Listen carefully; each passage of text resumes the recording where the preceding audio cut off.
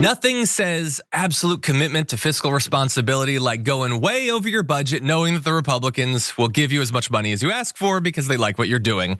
And here, of course, I'm talking about the DHS and specifically with ICE, which apparently is $1 billion over budget already. And it's only going to get worse from here with how fired up Stephen Miller is getting over the past couple of weeks.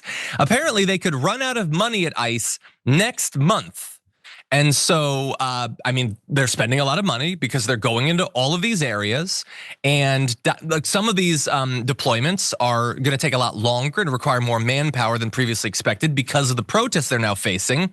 Now, in theory, you could save some money by not instigating conflicts with localities all over the country, but Donald Trump seems to like this sort of thing, so expect more of it as these protests spread. So it is probably gonna require a lot more money going to ICE. Apparently, DHS has been taking some proactive steps recently. They moved $500 million from within its own funds to support the mass deportation scheme. I'm sure, by the way, that $500 million wasn't going to anything important, so don't worry about that. You can take $500 million and it doesn't really matter.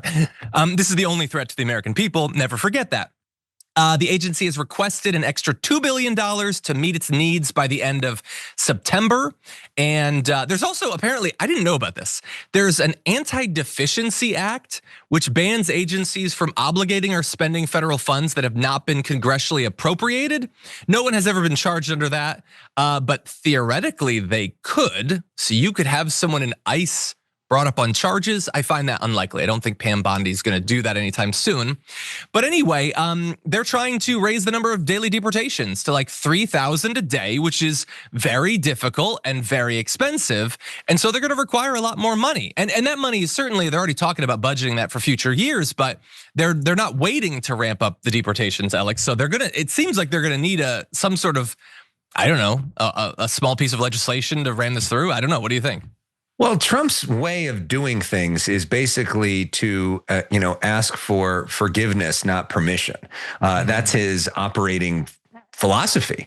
And so I'm just going to do it. And there's a threat and we'll figure out the bills later. I mean, it's not exactly like throughout his life, paying people on time has been a huge theme, right? Yeah, it's like, do what he needs to do. The other thing that, and there's been so much made here in California about this fight over the National Guard.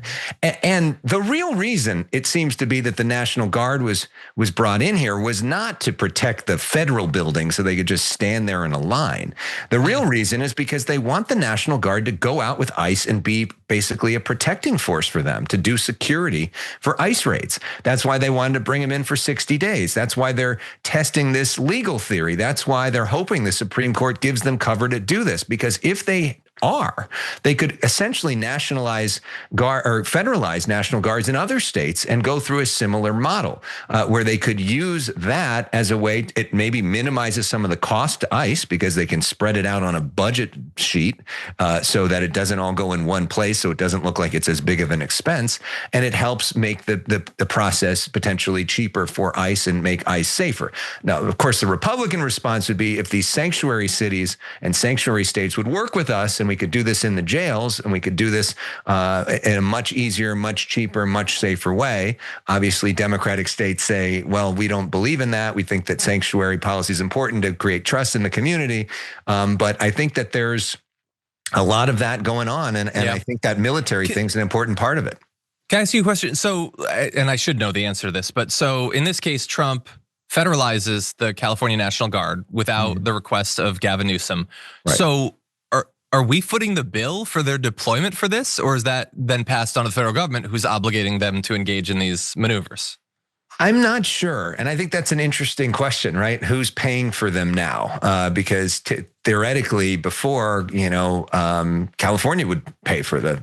So now how is that budget being moved? But my guess is if you're looking at the budget in Congress, even if it is both federal government expenditures, if it's of a different budget line, National Guard and ICE, that may be easier for them to sort of hide stuff or move stuff around in terms of not having, like you just reported, this massive, over budget number for ICE. Yeah.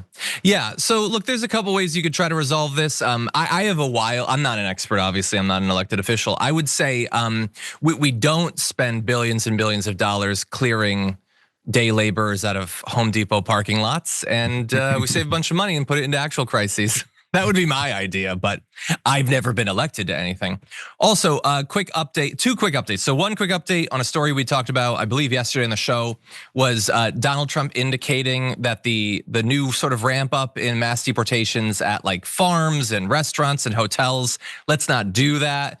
They're apparently, that's not actually government policy. Apparently, the ICE officials, Homeland Security, they're saying that no, they're still ramping up in those areas, which I'm not super surprised by. I feel like Stephen Miller is tapped into what's actually being done a lot more than Donald Trump with the social media activity.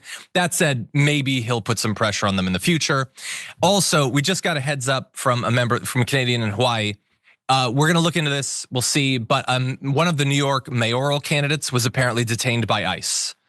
So it's I believe he's the current controller, I believe, of New York City. So yeah, there's no peace from these developments. Yeah, I mean, and there's every indication that Trump plans to ramp it up. I mean, that whole idea, you kind of got a sense last week when he said maybe we don't go into farms and hotels, including maybe some of his places, where they may or may not have employed some illegal people in the past, and then you thought maybe things are going to get not as bad, but then you see they're changing that policy. He puts out a very, very inflammatory statement saying we're going to target blue states and blue cities and basically doubling down on this policy.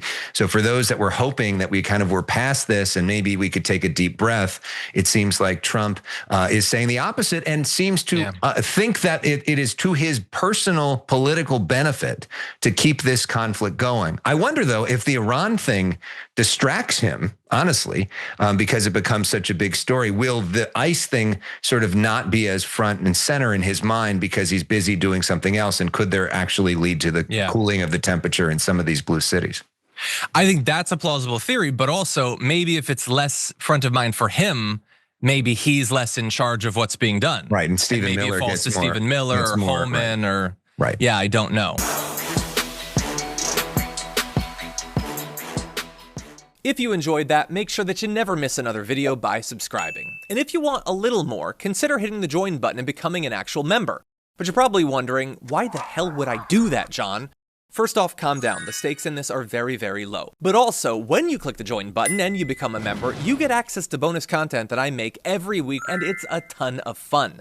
You get access to tons of custom emojis and more besides that. By the way, if you join at tier 3, you even get access to a monthly member hangout with myself and other awesome people, and we always have a great time. By the way, you'll get all that going forward, but you also unlock years of the back catalog. That is literally 100 or more bonus clips, top 10 lists, debates, and more. What are you waiting for? Click the join button below. Your support powers our show, and we couldn't do it without you. Or at the very least, I wouldn't really want to try. Viewers like you keep me here. So thank you in advance for joining.